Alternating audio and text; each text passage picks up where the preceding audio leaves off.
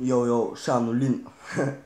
Черен облак надвиснал е, сякаш вакуум живота изтискал е, останал е прах пустинен, съпроводстван от потискане. Живей сега, защото всички някога увисваме. Въпросът е колко го искаме, кое да бъдем искрени, постигайки благоденствие, или извън на закона нискочестотното поле зрение, да изградим култ, в който цари уважение, мироглед, ясна посока и мнение, далеч от синтетично медийно забвение, поели със скорост огромна по медийно течение, далеч от породеното правителствено самоунищожение, предпочитайки възход пред падение, не да съм робота, природно олицетворение, ние с хомота със собствена цел, достигайки духовно уединение. О, повярвай, добре ми е.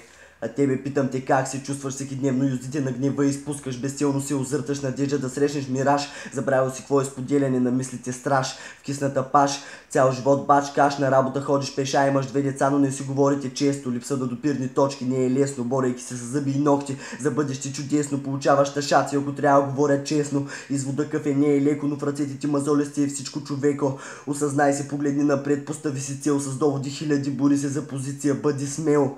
И ще схванеш какво е да си скънка сред цяла градина жумел.